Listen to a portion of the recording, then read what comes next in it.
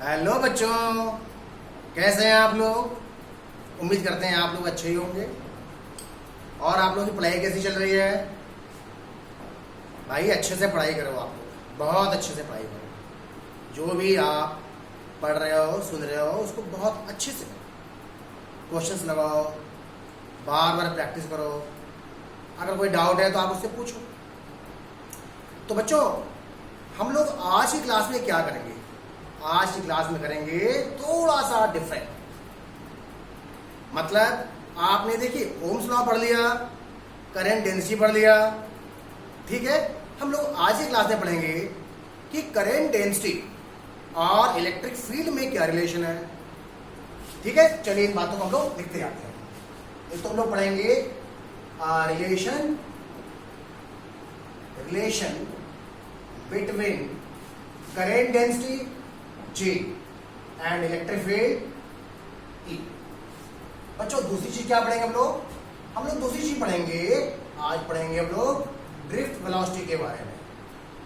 Drift velocity, okay.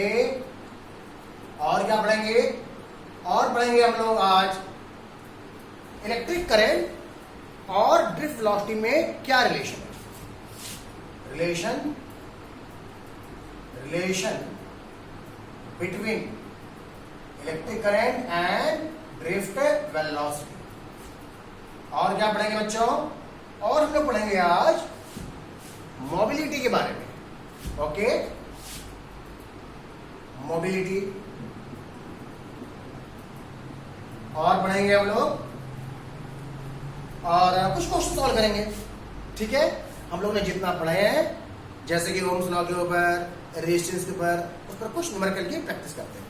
ठीक है, some questions numericals, और आप बहुत ध्यान से देखिए। तो तैयार हैं आप लोग अच्छे से।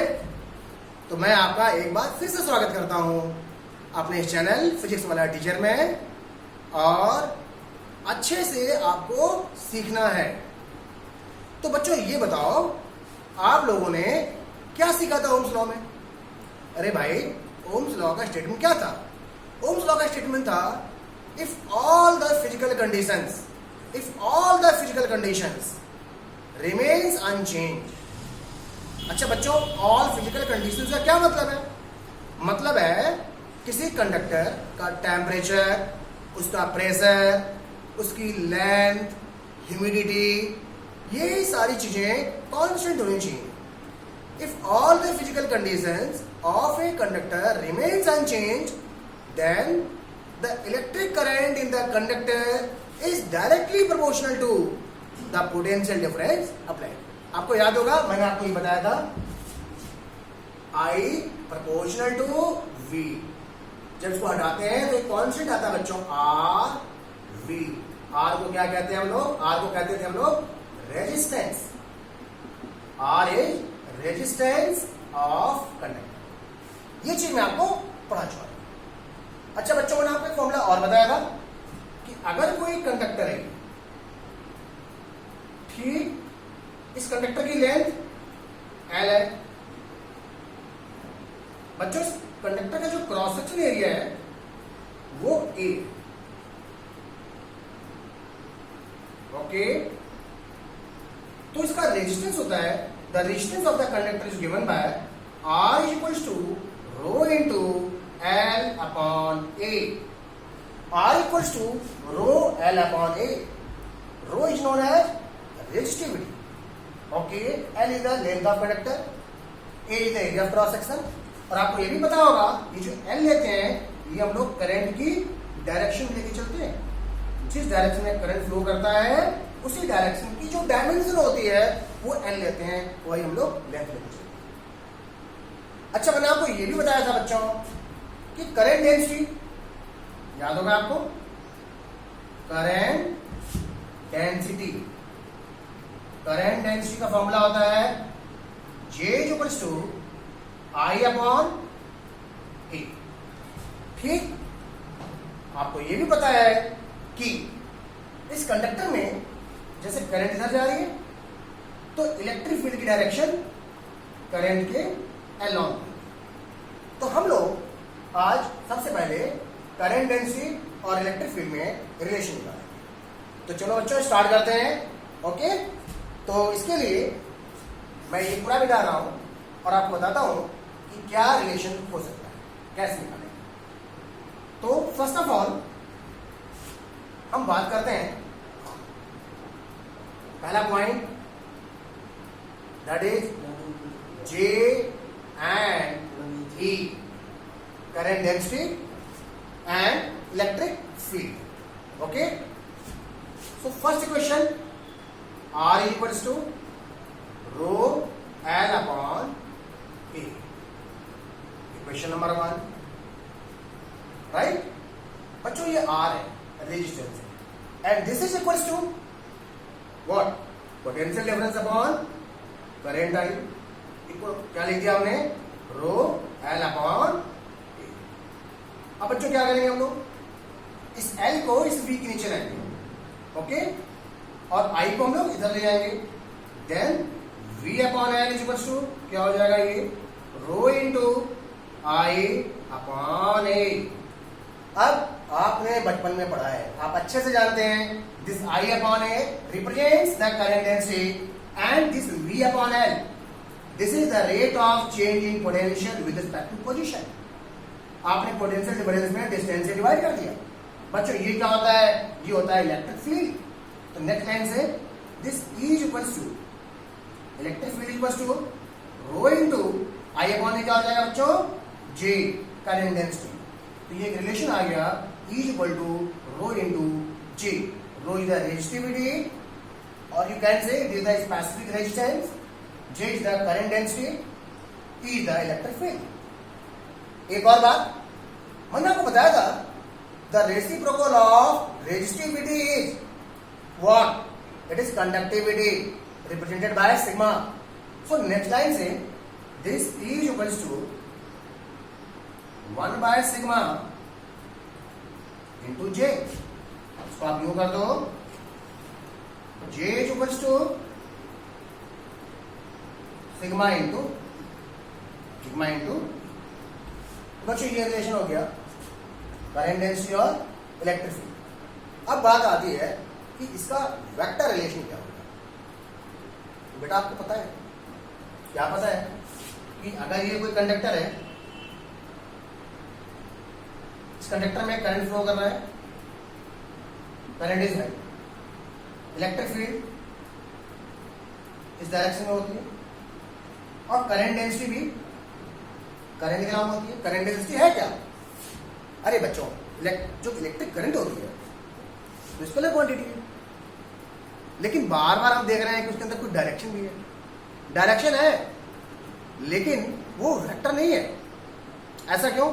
क्योंकि इलेक्ट्रिक करंट वेक्टर्स के रूल्स रेगुलेशन को फॉलो नहीं करती। जो quantity triangle law of vector को फॉलो करे वो vector quantity, but electric current ऐसा नहीं करती है। तो हम उस इलेक्ट्रिक करंट को वेक्टर फॉर्म में यूज करने के लिए एक नई क्वांटिटी लाई गई, that is the current density. तो इस करंट डेंसिटी की डायरेक्शन क्या लेते हैं हम लोग? करंट के अलावा लेके चलते हैं ना, जी, जे भी इस डायरेक्शन होती है। तो इलेक्ट्रिक फील्ड और करंट डेंसिटी दोनों सेम डायरेक्शन में है। उसका जो वेक्टर रिलेशन होता है वो हो जाएगा vector J equals to sigma into vector E। Vector J equals to sigma into vector E। मुझे उम्मीद है आपको ये डेरिवेशन समझ में आ गया होगा और इस फॉर्मूले से रिलेटेड क्वेश्चंस कॉम्पिटिशन में पूछे जाते हैं। ओके, सबको समझ में आ गया? चलो नोट कर लो, फटाफट नोट कर लो बच्चों।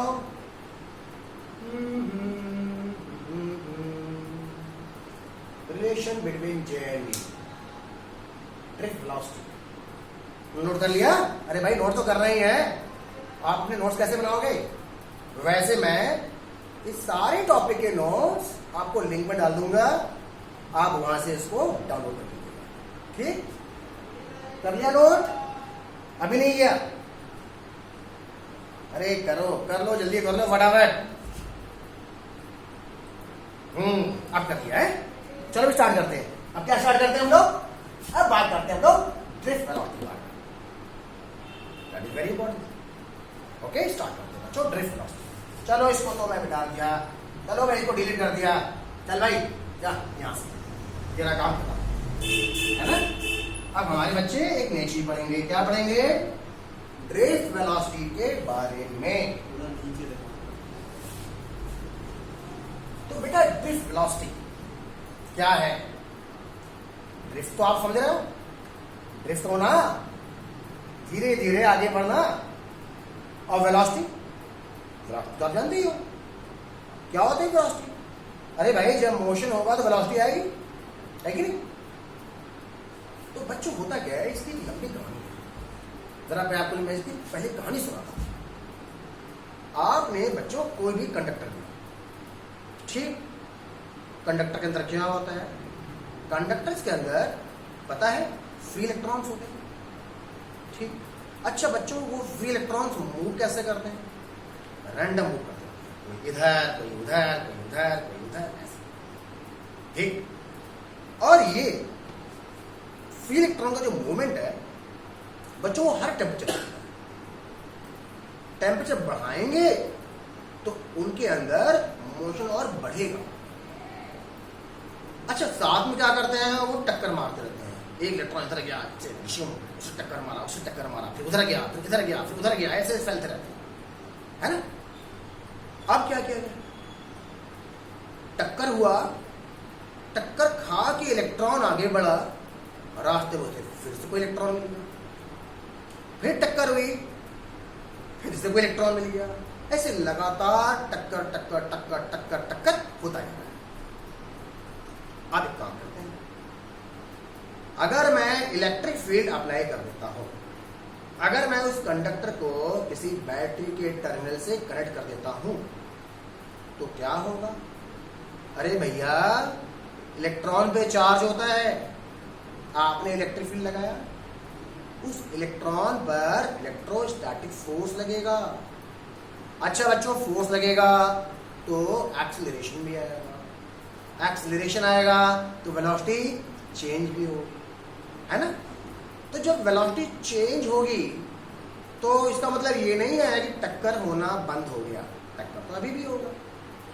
तो जब टक्कर हो रहा है, एक टक्कर, दो टक्कर, तीन टक्कर, लगातार ऐसे टक्कर होते जा रहे हैं, तो दो टक्कर के बीच में, दो सक्सेसिव टक्कर के बीच में उस इलेक्ट्रॉन की जो एवरेज वेलोसिटी होती है उसे हम बोलते हैं ड्रिफ्ट वेलोसिटी। ओके, तो अगर पूछा जाए डिफाइन ड्रिफ्ट वेलोसिटी तो आप बोलेंगे drift velocity is defined as the average velocity of free electrons between two successive collisions. फिर से सुनो, the drift velocity is defined as the average velocity of free electrons between two successive collisions. Okay, और एक बात बताऊं, जब आप इस ड्रिफ्ट वेलोसिटी को कैलकुलेट करेंगे, जब आप इसका फॉर्मूला निकालेंगे बच्चों, आपको खुद पता चलेगा यार ये ड्रिफ्ट वेलोसिटी इतनी सी होती है। हाँ, बहुत कम होती है, ये एवरेज होता है, बहुत कम होता है ना। कई बार आप सोचते होंगे कि यार मैंने एक तार लिया, तार के एक किनारे बल्ब लगाया, बल्ब को रख दिया कलकत्ता में, और स्विच मेरे पास है, ठीक, ऑन किया तो बल्ब तुरंत जल जाता है। बताऊंगा, इसका भी कारण बताऊंगा, ठीक है। कुछ क्वेश्चन आप सोचते रहिए, सोचिए, मनन करिए, दिमाग पे जोर डालिए, फिर डिस्कस करिए, तब उसका सुनने का एक अलग मजा होता है। ओके बच्चों, तो चलो स्टार्ट करते हैं हम लोग ड्रिफ्ट वेलोसिटी के बारे में, ठीक। ये सब मैं हटा देता हूं। ओके, तो देखो बच्चों, एक काम करते हैं, मैंने ये लिया एक कंडक्टर, क्या लिया? Conducting rod.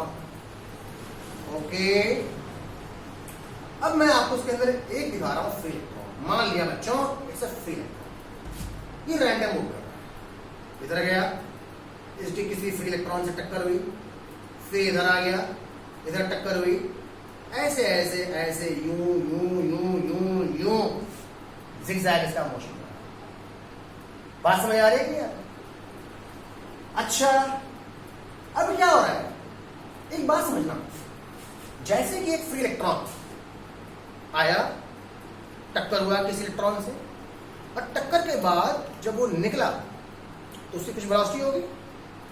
तो बच्चों हम ये एज्यूम करते हैं कि टक्कर के बाद हर फ्री इलेक्ट्रॉन की स्पीड सेम है। हाँ, मोशन रैंडम जरूर हो रहा है, कोई इस डायरेक्शन में, कोई इस डायरेक्शन में, कोई उस डायरेक्शन में, कोई इस डायरेक्शन में, कोई हमारी तरफ, कोई आपकी तरफ, कोई ऊपर की ओर, कोई नीचे की ओर। तो हर टक्कर के बाद हर फ्री इलेक्ट्रॉन की जो इनिशियल स्पीड है वो सेम होगी, बट डायरेक्शन कैसी होगी, random. Each and every free electrons have the same speed after each collision, but in different directions. So, what will be the average velocity, average initial velocity of all free electrons? Obviously 0, because everyone has the same speed. They have this different directions. They have the different directions. Okay. So when you are going to calculate the average velocity due to the cos components and the summation, the vector addition result, the average velocity will be 0. Okay? So हम ये कह सकते हैं कि suppose कि there are n electrons left. If there are n free electrons and each free electron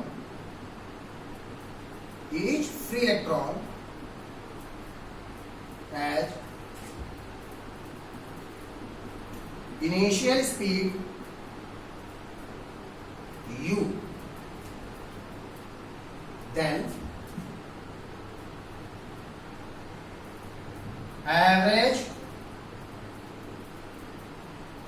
initial velocity, average initial velocity of free electrons,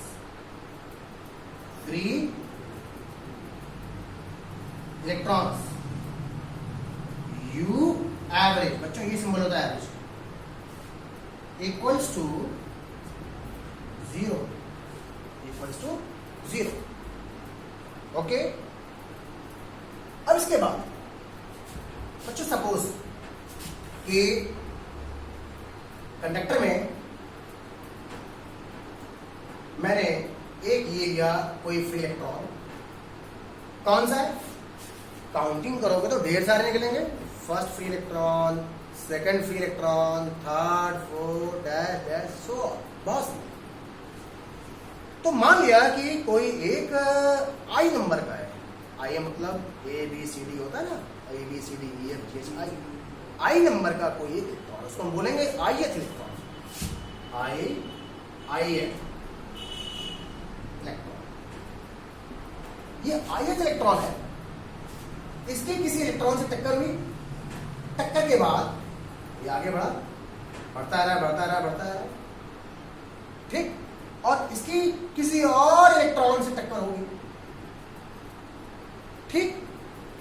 लेकिन एक काम करें, हम लोग यहां पर क्या अप्लाई कर रहे हैं, इलेक्ट्रिक फील्ड. अब हम जब इस पर इलेक्ट्रिक फील्ड अप्लाई करेंगे, देखो हमने यहां पे एक इलेक्ट्रिक फील्ड बैटरी लगाई, स्विच ऑन किया, तो बच्चों देखो ये प्लस टर्मिनल है, ये माइनस है, तो यहां पे क्या होगा, ये प्लस हो जाएगा, ये माइनस हो जाएगा. इलेक्ट्रिक फील्ड डायरेक्शन क्या हो जाएगी, प्लस टू माइनस. कितनी होगी इलेक्ट्रिक फील्ड, ई.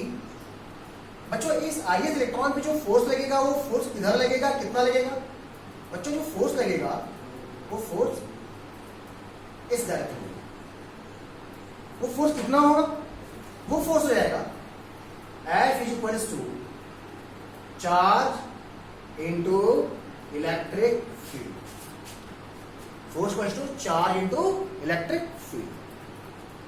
तो बच्चों इस फ्री इलेक्ट्रॉन का, इस ith फ्री इलेक्ट्रॉन का एक्सीलरेशन कितना होगा, acceleration acceleration is equal to force upon mass. M ही कर दो या एम कर दो, चलो एम कर दो। M, what is M? M is the mass of electron. तो इसकी वैल्यू कितनी आई? इसकी वैल्यू आई E into capital E upon mass. बच्चों ये हो गया एक्सीलरेशन। इस एक्सीलरेशन से क्या होगा?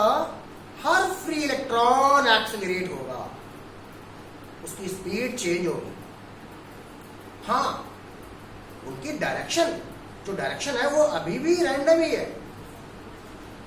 ये इलेक्ट्रिक फील्ड उनके डायरेक्शन को अलाइन को करने की कोशिश करेगा, उनको एक यूनिडायरेक्शनल लाने की कोशिश करेगा, बट सबकी स्पीड अलग अलग होगी, डायरेक्शन अलग अलग होगी। अब मैं बात करता हूं कि टी टाइम के बाद मान लिया इसका जो टक्कर है, इसका जो कोलिजन है, जो जस्ट नेक्स्ट कोलिजन है, वो टी टाइम के बाद हो रहा है। तो टी टाइम बाद इस फ्री इलेक्ट्रॉन की वेलोसिटी मैं लिखता हूं वी आई। ओके, तो ये यू से स्टार्ट किया था, टी टाइम बाद इसकी वेलोसिटी कितनी हो गई? V I. तो आगे लिखता हूं velocity of I at free electron after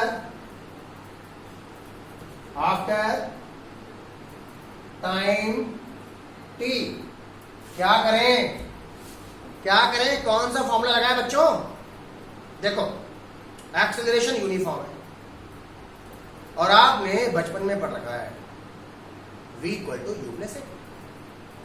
u is the initial velocity, a is the acceleration, t is the time taken and v is the final velocity। तो बच्चों इनिशियल वेलोसिटी भी मेरे पास है, acceleration भी है, टाइम के बारे में आपको मैं बता चुका हूं।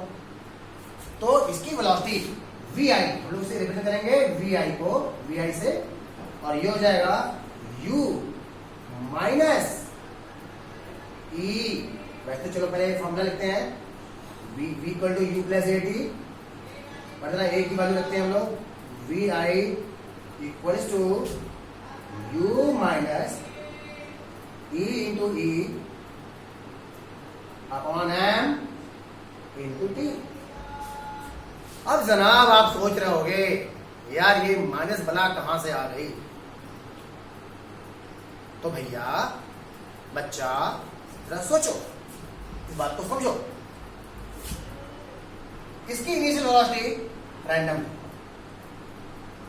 लेकिन इस पर जो फोर्स लग रहा है वो इस डायरेक्शन में लग रहा है। तो यहां पे जो एक्सीलरेशन है वो मोशन के अपोजिट है, इसलिए माइनस आएगा। या आप यूं कह लो भाई इलेक्ट्रॉन का चार्ज नेगेटिव है, तो उस नेगेटिव चार्ज का साइन है अपेयर हो रहा है, ठीक। बट आपको याद है ना हमने क्या निकाला, हमने क्या फाइंड आउट किया? अभी तक तो हमने सिर्फ ith इलेक्ट्रॉन की t टाइम के बाद वेलोसिटी निकाली, बट शायद हमारी ये मंजिल नहीं है दोस्तों। हमारी मंजिल क्या है आपको पता है? हम लोगों को ड्रिफ्ट वेलोसिटी निकालनी है। क्या होता है ड्रिफ्ट वेलोसिटी? मैं रिपीट कर रहा हूं, क्या होता है? Drift velocity is defined as the average velocity of free electrons between two successive collisions. तो हम लोग को क्या निकालना है? Drift velocity. उसके लिए हमें क्या लेना पड़ेगा? एवरेज। तो बच्चों सबसे पहले आप इसको, इतने पार्ट को नोट कर लो। ओके, मैं वेट कर रहा हूं। बच्चे मन के सच्चे, प्यारे प्यारे नन्हे मुन्ने बच्चे, धीरे धीरे लिखते हैं। कर लिया नोट? ठीक, वैसे कोई बात नहीं, नोट नहीं करता है, मैं इस बात को यहां लिख देता हूं। देखो मुझे पता है आपने धीरे धीरे नोट किया है, बट कोई बात नहीं। तो अब मैं उसके बाद ही कहानी बच्चों इधर स्टार्ट कर रहा हूं। देखो कंफ्यूज मत करना। मैं उसको इधर लिख रहा हूं। ओके देखिए बच्चों, मैंने लिखा V I equal to U minus E upon M into T. अब मैं दोनों साइड एवरेज लूंगा, ठीक है। तो टेकिंग एवरेज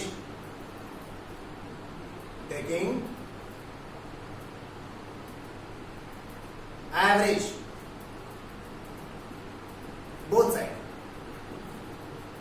तो ठीक है भाई, V I U minus E upon M T. Average ले लिया, एवरेज का सिंबल ऐसा होता है, इधर भी ले लिया, इधर भी कर लिया। अच्छा इधर हम बस यहां करेंगे ऐसे टी के पास। क्यों बच्चों? क्योंकि चार्ज कांस्टेंट है, इलेक्ट्रिक फील्ड की वैल्यू कांस्टेंट है, इलेक्ट्रॉन का मास कांस्टेंट है, और कांस्टेंट क्वांटिटी का एवरेज भी कांस्टेंट ही होता है। अब बच्चों आपको पता है इसकी वैल्यू 0 है, ये आपको मैं पहले बता चुका हूं, इसकी वैल्यू 0 है। देखो मैंने बताया था यहाँ पे 0 है। तो अब ये बचेगा और ये बचेगा। ये क्या है? ये एवरेज वेलोसिटी है बिटवीन टू सक्सेसिव कोलिजन, तो इसको हम बोलते हैं ड्रिफ्ट वेलोसिटी। इसका सिंबल हो जाएगा Vd, that equals to minus E into E upon M। अब बच्चों ये बारी आती है, जरा इसको ध्यान से देखो, क्या है ये भैया? ये टाइम है। कौन सा time? Time taken bye electron between two successive collision. Repeat करता हूं, time taken bye electron between two successive collision.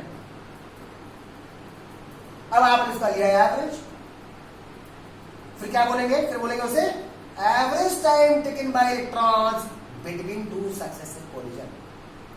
और इसी चीज को हम बोलते हैं रिलैक्सेशन टाइम। क्या बोलते हैं? Relaxation time. इसको टॉ से रिप्रेजेंट करते हैं। तो नेक्स्ट लाइन पे हो जाएगा टॉ, और मैं यहां लिख देता हूं वेयर टॉ। क्या है ये?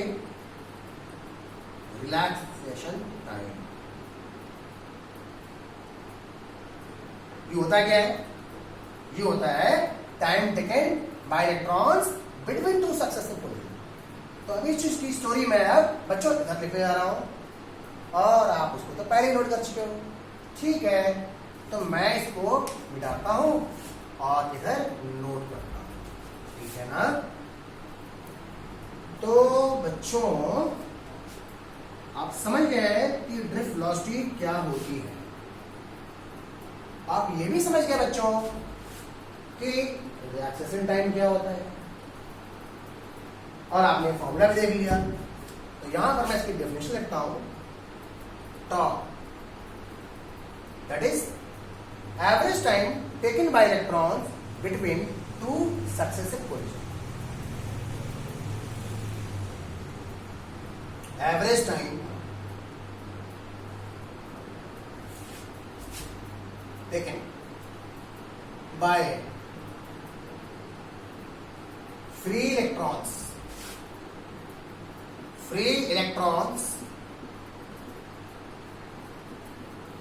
between two successive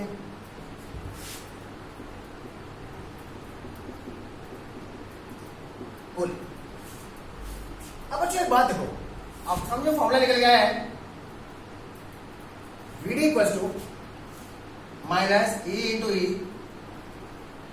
upon M into 4। इस फॉर्मूले में कांस्टेंट कांस्टेंट कांस्टेंट,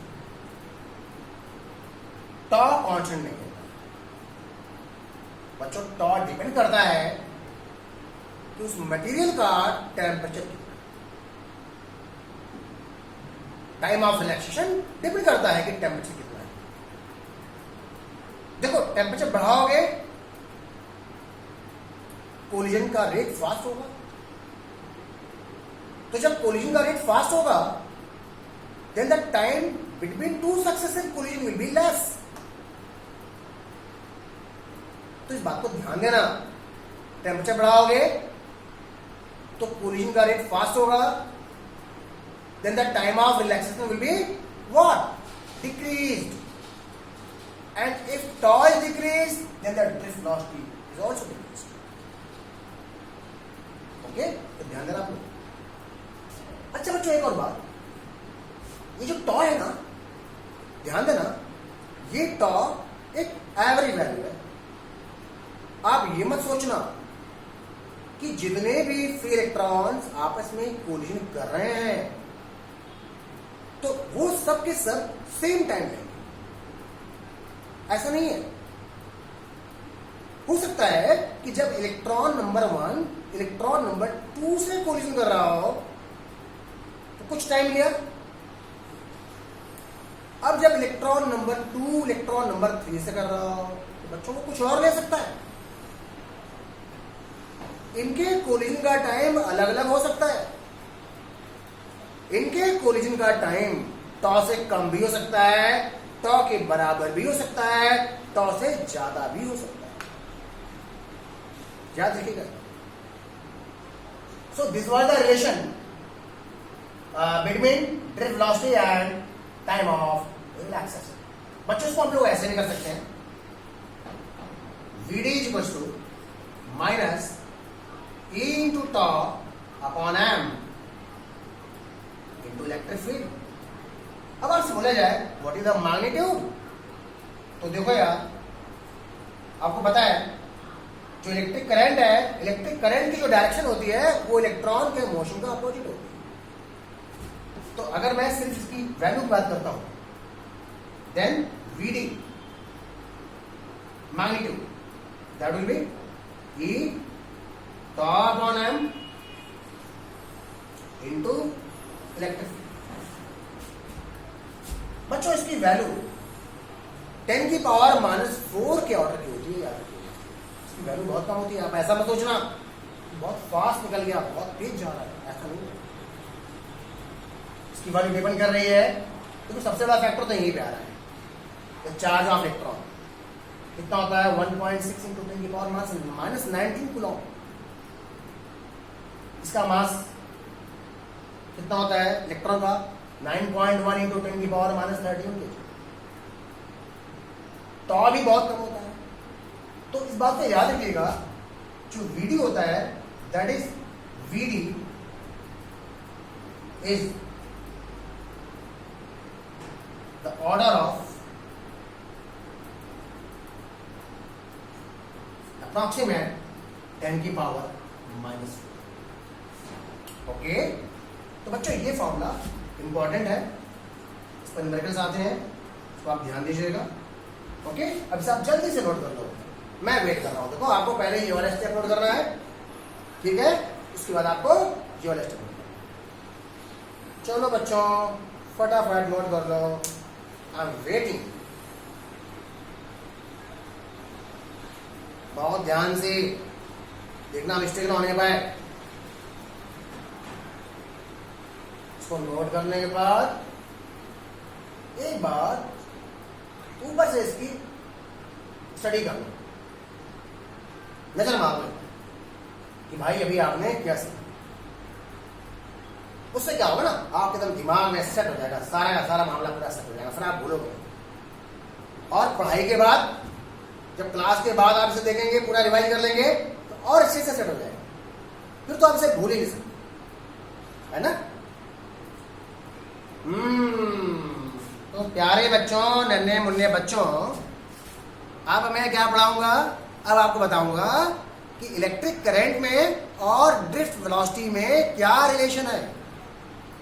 ओके, तो चलो बच्चों स्टार्ट करते हैं हम लोग। ओके, तो मैं मिटाता हूं, पहले ये मिटा लूंगा, उसके बाद हम लोग इलेक्ट्रिक करंट में और ड्रिफ्ट वेलोसिटी में रिलेशन देखेंगे। ओके,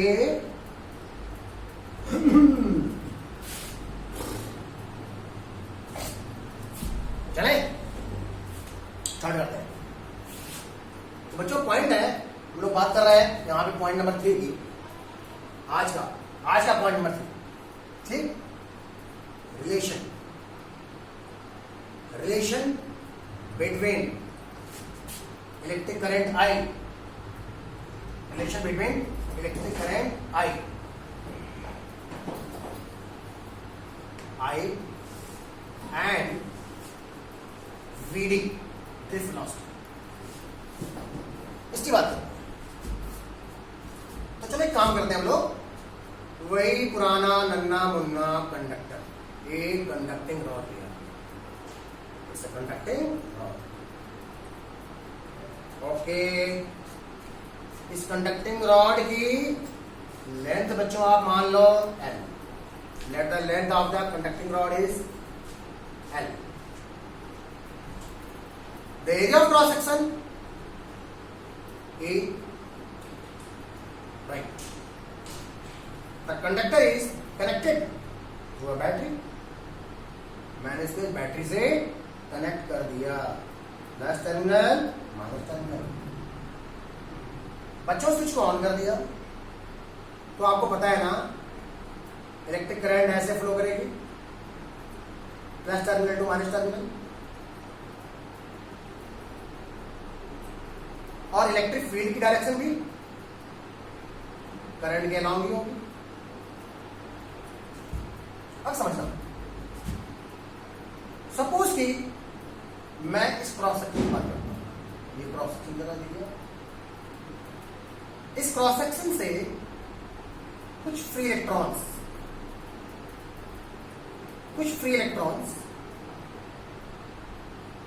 करंट के अपोजिट डायरेक्शन में ड्रिफ्ट करना स्टार्ट करते हैं।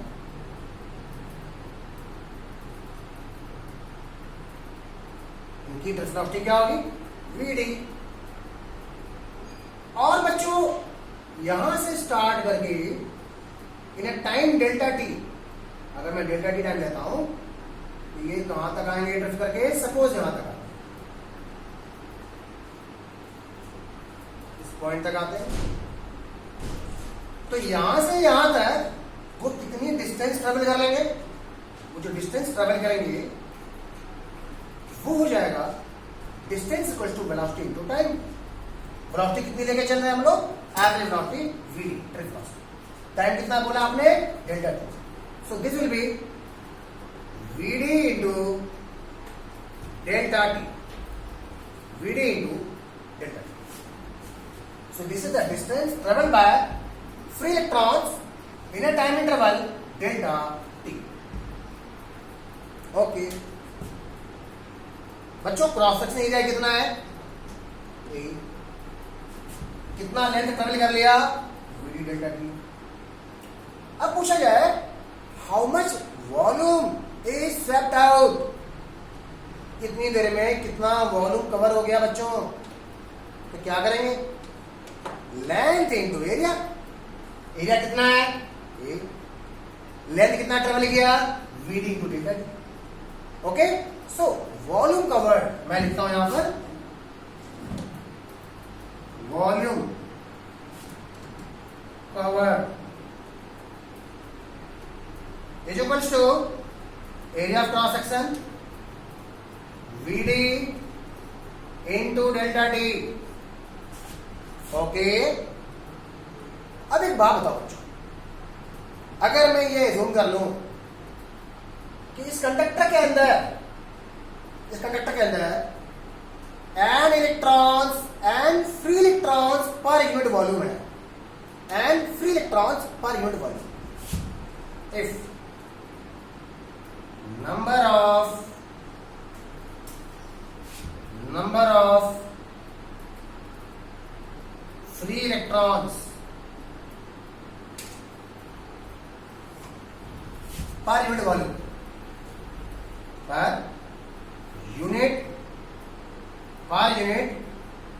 volume, is small n,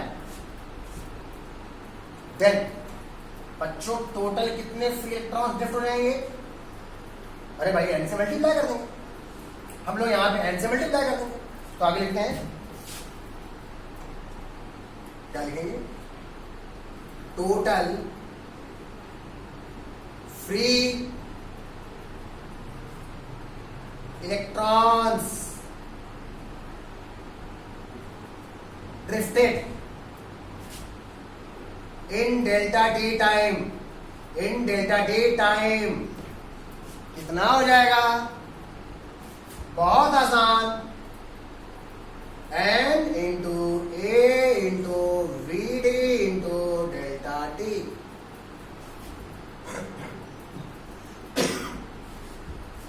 अब एक बात बताओ, एक फ्री इलेक्ट्रॉन पे चार्ज कितना होता है? स्मॉल ई के बराबर। उसकी वैल्यू कितनी होती है? 1.6 इंटू 10 की पावर माइनस 19 कूलम। तो हम लोग यहाँ पे वैल्यू नहीं लिख रहे हैं, सिर्फ इसको सिंबल फॉर्म में लिखेंगे। अब बात करते हैं कि डेल्टा टी टाइम में कितना चार्ज फ्लो कर गया। How much charge has been flown in time delta T?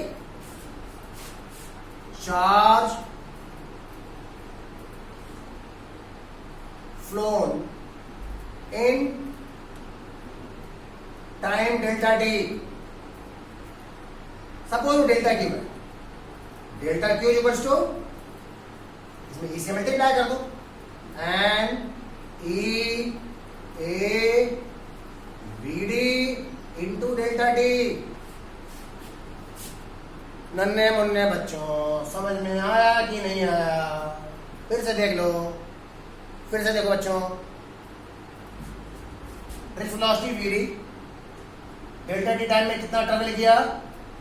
Velocity into time, V D into delta T. Area कितना है? ए, मल्टीप्लाई कर दिया तो वॉल्यूम कितना हो गया बच्चों? A V D into delta T. Number of free electrons per unit volume बच्चों कितनी है? एन। तो डेल्टा टी टाइम में कितने इलेक्ट्रॉन्स फ्लो कर रहे हैं? N A we D delta t. What is the charge on one electron? Small e. तो मल्टीप्लाई कर दिया, कितना चार्ज फ्लो कर गया? Delta Q equals to N E A we D delta T. अब आ जाओ करंट पे। याद है करंट कैसे डिफाइन करते हैं? कैसे डिफाइन करते हैं current? The electric current is the rate of flow of charge with respect to time.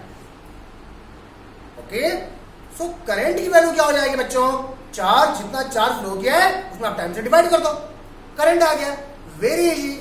तो चलो यहां पे करंट निकालते हैं। सो इलेक्ट्रिक करंट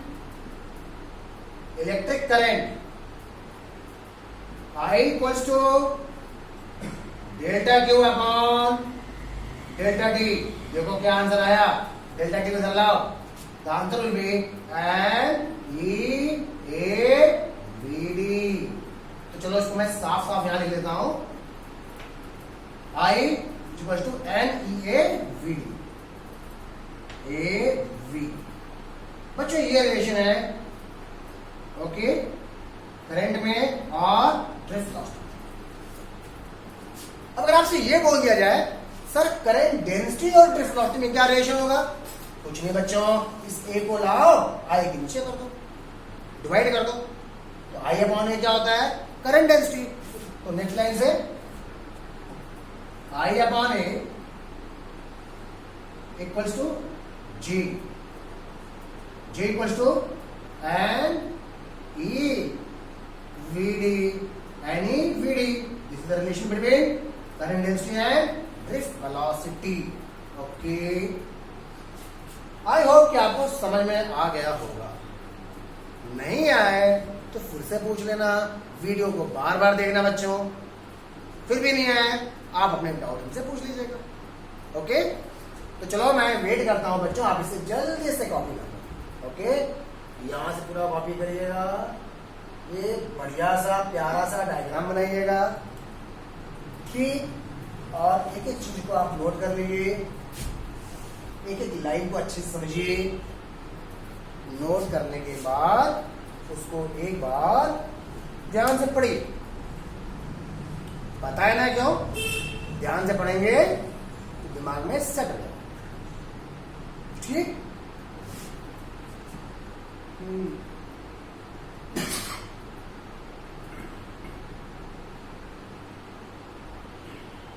डन हो गया।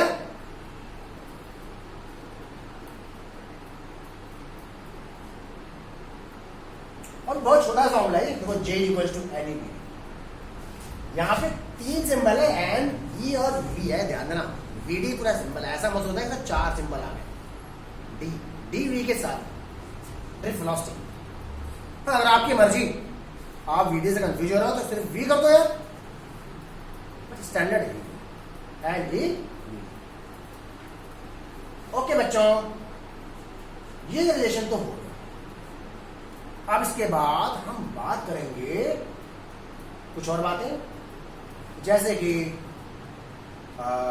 कंडक्टिविटी और मोबिलिटी, इसकी बातें करते हैं। तो चलिए, हमारा नेक्स्ट पॉइंट होगा, क्या होगा? मोबिलिटी। ओके, पॉइंट नंबर 4, आज की क्लास का पॉइंट नंबर 4 मोबिलिटी। तो मैं इसको मिटाने जा रहा हूं। ओके, मैं इसे डिलीट कर देता हूं। पॉइंट नंबर 4 मोबिलिटी, मूव करने की एबिलिटी। मूव करने की एबिलिटी इज द मोबिलिटी। ठीक, तो क्या होता है बच्चों, आपने आज एक चीज पढ़ी थी। क्या पढ़ी थी? ड्रिफ्ट वेलोसिटी का फॉर्मूला। जब हम लोगों ने ड्रिफ्ट वेलोसिटी का फॉर्मूला डिराइव किया था, याद होगा आपको, फॉर्मूला आया था, पहले मैं लिख देता हूं, मोबिलिटी। ओके, पॉइंट नंबर 4 है मोबिलिटी। बच्चों का सिंबल होता है म्यू। तो आपको याद होगा फॉर्मूला था वीडी इक्वल्स टू, अगर मैं इसके न्यूमेरिकल वैल्यू की बात करता हूं, वो था E इंटू ई अपॉन एम इंटू टॉ। बच्चों, mobility is defined as the ratio of drift velocity and electric field. तो मैं लिख देता हूं, it is defined as the ratio of drift velocity and electric field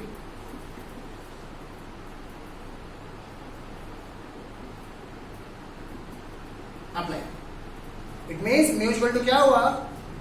mu equal to हो जाएगा VD upon ई। तो उसकी वैल्यू कितनी आ जाएगी? देखिए यहां से वीडी अपॉन ई जब करेंगे तो ये हो जाएगा बच्चों ई टू टॉ अपॉन एम। और ध्यान दीजिएगा, मोबिलिटी हमेशा पॉजिटिव होती है, ऐसा नहीं है कि इलेक्ट्रॉन है तो उसके लिए आप नेगेटिव करते हैं। हम लोग यहां पे सिर्फ उसका मैग्नीट्यूड लेके चलते हैं, उसकी वैल्यू लेके चलते हैं। ओके बच्चों, नेक्स्ट पॉइंट है कंडक्टिविटी। जरा कंडक्टिविटी के बारे में देखिएगा, पहले से आप नोट करो।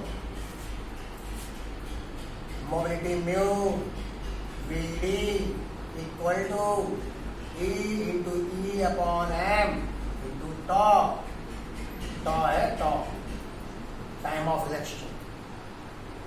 इसका मतलब ये नहीं कि आप रिलैक्स हो जाओ, आपको रिलैक्स नहीं होना है। रिलैक्स तो बस इलेक्ट्रॉन होने दो आप। ओके, हो गया नोट? हाँ, बहुत कम है यार, छोटा सा है, हो गया होगा। ठीक, अब आगे चलते हैं हम लोग कंडक्टिविटी के फॉर्मूले। वैसे तो कंडक्टिविटी आप लोग पहले बता चुका हूं, बट एक दो फॉर्मूले आप और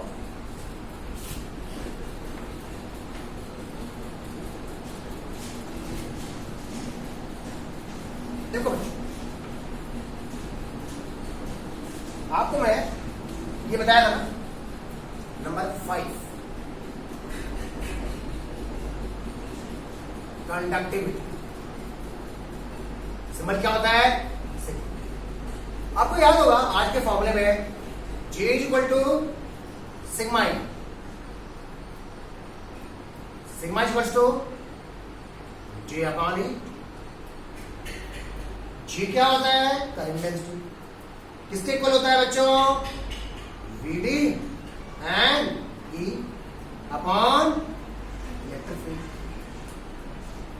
फॉर्मूला याद करो, वीडी होता है E upon M into tau. देखो ये तो हो गया वीडी, ये हो गया एन, ये हो गया ई, और डिनोमिनेटर में क्या है बच्चों, ई। काटम को कट गया, क्या बचा, e into e square, n ई square into tau upon m. तो नन्हे मुन्ने बच्चों, प्यारे बच्चों, ये आ गया sigma conductivity. Yes, conductivity. Conductivity किस पर डिपेंड कर रही है, number of free electrons per unit volume. भाई जितने ज्यादा फ्री इलेक्ट्रॉन होंगे उस मटेरियल की कंडक्टिविटी उतनी अच्छी होगी, उसमें करंट उतना अच्छा फ्लो करेगा, और जिसमें फ्री इलेक्ट्रॉन्स कम होंगे कंडक्टिविटी अच्छी नहीं होगी, कम फ्लो करेगा। और बच्चों जिसमें फ्री इलेक्ट्रॉन्स होंगे ही नहीं, जिसे हम बोलते हैं बैड कंडक्टर, प्लास्टिक, तो उसमें कंडक्टिविटी नहीं होगी, हाँ, उसमें करंट नहीं फ्लो करेगा। टाइम ऑफ रिलैक्सेशन पे डिपेंड करता है, मास पे डिपेंड करता है, इलेक्ट्रॉन का मास बहुत कम होता है, तो इलेक्ट्रॉन के अंदर जो चार्ज कैरियर की कैपेबिलिटी होती है वो अच्छी मानी जाती है। तो ये फॉर्मूला बच्चों कंडक्टिविटी का। और अगर रेजिस्टिविटी की बात करते हैं तो उसका रिवर्स कर लो, यहां लिख देता हूं मैं resistivity rho equal to 1 by sigma, then वो क्या हो जाएगा बच्चों, M upon N E square into top.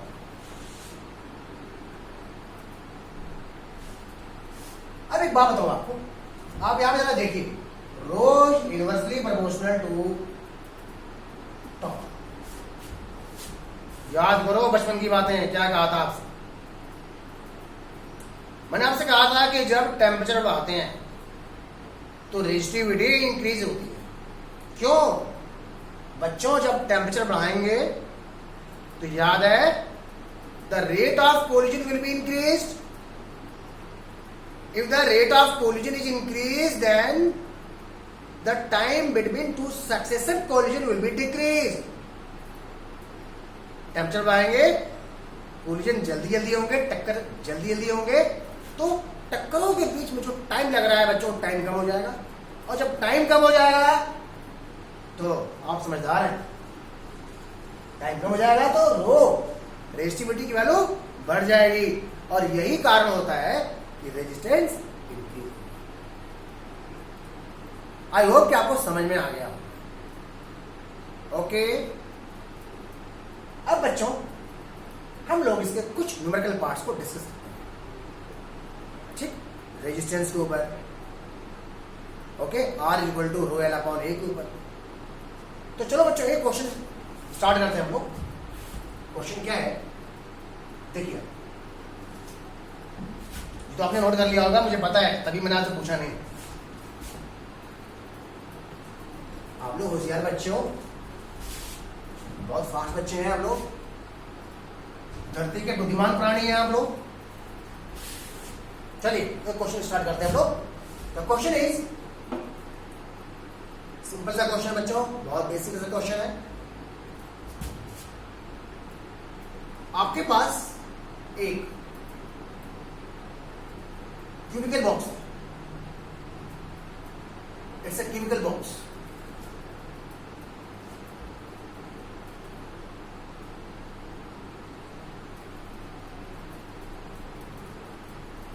Okay, its length is L,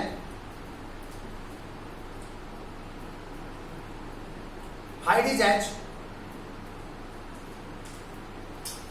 and the width is V. इसकी रेजिस्टिविटी रो है, the resistivity is rho. Students question ये है, find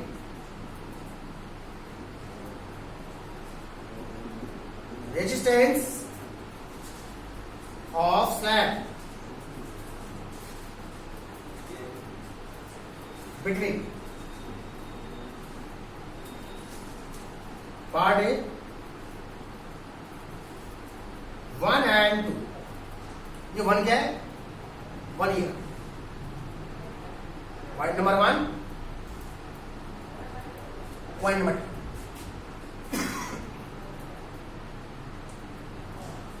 क्या करेंगे? चलो पहले सारे क्वेश्चन कर देते हैं. Part B 3 and 4. 3 कहां है? Point 3, point 4. सी पार्ट है 5 and 6. 5 का बच्चों इधर से अभी आपको समझा. पॉइंट नंबर 5 इसका जो बैक व्यू है ना उधर से. पॉइंट नंबर 6 अभी से समझना. आप ऐसे देखो, सपोज ये है ब्लॉक.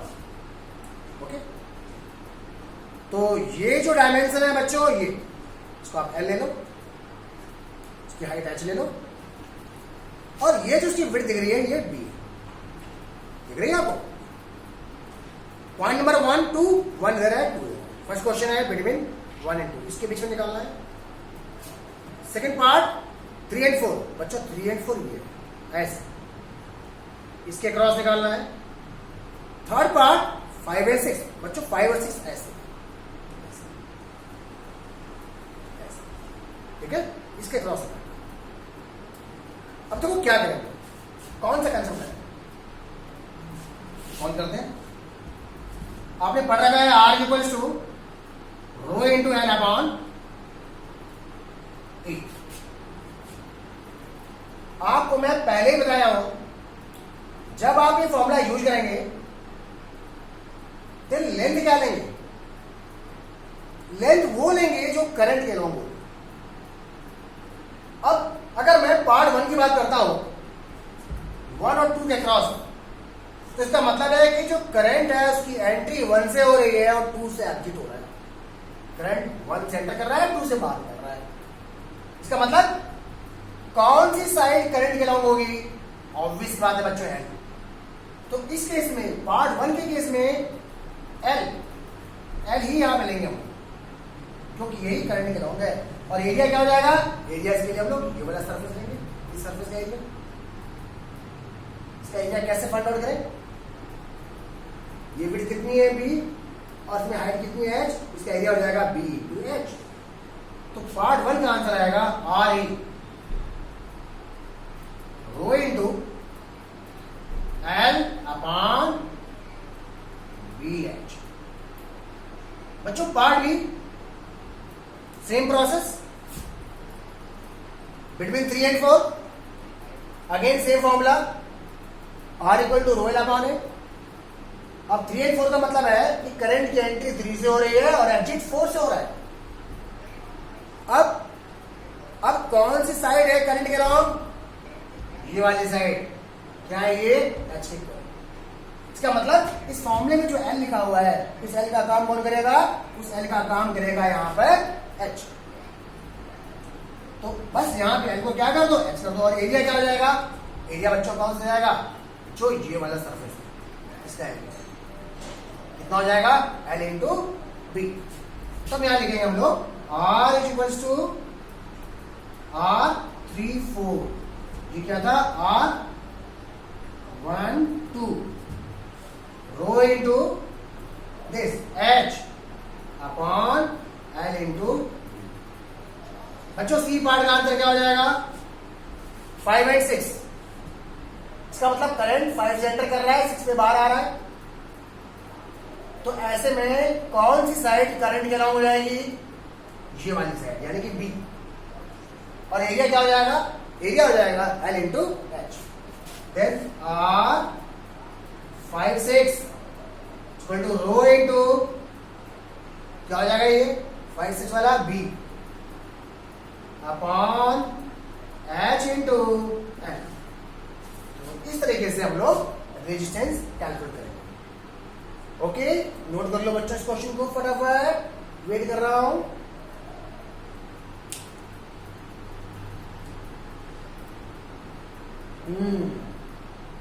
सिंपल सा क्वेश्चन था। इस क्वेश्चन से R equal to rho L upon A के बारे में आप सीखते हैं। और बेसिकली इसका पर्पस क्या था, आपको ये पता चल जाए कि न्यूमरेटर में जो आपने लिखा हुआ है वो हमेशा वो साइड लेंगे जो करंट के अलोंग। ओके, इसके बाद नेक्स्ट क्वेश्चन बच्चों करते हैं डिस्कस। वो क्वेश्चन भी इसी कंसेप्ट पे है, R equal to rho L upon A. Okay, तो चलिए स्टार्ट करते हैं। अब मैं इसको डिलीट करने जा रहा हूं। 1 2 3।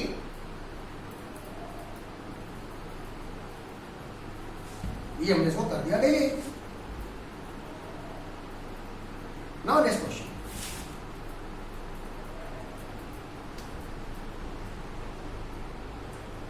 बच्चों को इस तरह का क्वेश्चन आ जाए कि आपने अगर किसी कंडक्टिंग वायर को स्ट्रेच करके उसकी लेंथ को डबल कर दिया है या ट्रिपल कर दिया है या n टाइम्स कर दिया है, so what will be it's new resistance and what will be percentage change in its resistance. Very easy. तो चलिए स्टार्ट करते हैं। एक क्वेश्चन लेते हैं हम लोग। क्वेश्चन ये है,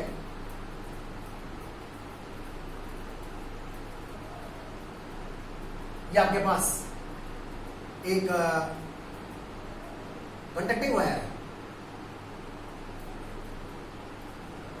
let its length is L1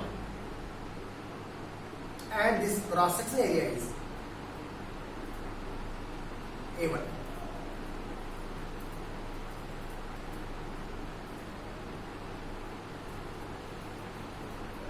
Its resistance is R1. Now the wire is stretched. You can say double of its length, triple of its length, or whatever. Let the n times. So the same wire is now stretched to L2. Obviously बात है बच्चों, ऐसे में wire थोड़ा पतला हो जाएगा क्योंकि वॉल्यूम कांस्टेंट होता है। पूरे वायर का वॉल्यूम बच्चों कांस्टेंट होता है। सपोज फाइनल लेंथ की L2 हो गई, ये क्रॉस सेक्शन एरिया बच्चों A2 हो गया और इसका रेजिस्टेंस हो जाएगा R। आप देख रहे हो लेंथ चेंज हो गया, क्रॉस सेक्शन एरिया चेंज हो गया, रेजिस्टेंस भी चेंज हो जाएगा, बट वॉल्यूम कांस्टेंट रहेगा और भाई मटेरियल तो चेंज हुआ नहीं। तो ऐसे में इसकी जो रेजिस्टिविटी है वो कांस्टेंट रहेगी। हाँ, अगर किसी कारण से इसका टेम्परेचर चेंज हो गया तो बच्चों रेजिस्टिविटी भी चेंज हो जाएगी, बट मैं ये मान के चल रहा हूं कि टेम्परेचर कांस्टेंट है और ये स्लोली स्लोली स्ट्रेच किया गया है, जैसे कि आइसोथर्मल प्रोसेस में होता है। सडनली स्ट्रेच नहीं किया गया है। सडनली मतलब एडियाबैटिक प्रोसेस, उसमें टेम्परेचर चेंज हो जाएगा, हम इसको स्लोली स्ट्रेच कर रहे हैं। तो यहां भी रेजिस्टिविटी बच्चों रो है और यहां भी। तो पहला कंसेप्ट याद रखिएगा, वॉल्यूम कांस्टेंट है। Volume final volume area A2 length है, initial volume area A1 length है। यहां से आपके पास एक रिलेशन आ गया A2 L2 A1 L2। आप इसे ऐसे कर लो, कैसे A1 upon A2 that equals to L2 upon L। अब अगर आपसे बोलता है the length is increase n times, if L2 is equal to n times L1 then क्या हो जाएगा A1 by A2 equals to n। अब बच्चों आप जानते हैं R इक्वल टू होता है rho into L upon A. R equal to rho into L upon A. R2 equals to L2 by A2। R1 equals to क्या हो जाएगा, रो L1 अपॉन A1। बच्चों से डिवाइड करो, डिवाइड कर देंगे तो रो से रो कैंसिल, यहां से कंसेप्ट आएगा, रिलेशन आएगा R2 by R1 equals to L2 upon L1 into A1 upon A2। R2 by R1 equals to L2 by L1 into A1 upon A2। इस A1 बाय A2 की वैल्यू आप ये रख दो L2 बाय L1, देन हो जाएगा R2 by R1 L2 by L1 पहले से भी है, और इसकी जगह आप क्या रख देंगे, L2 बाय L1, देन हो जाएगा L2 बाय L1 का whole square. Then R2 by R1 equals to कितना है, कितने टाइम्स क्या है, n times, so n square means R2 equals to n square equal. और अगर आपको परसेंटेज चेंज निकालना हो तो ठीक है, परसेंटेज चेंज इन रेजिस्टेंस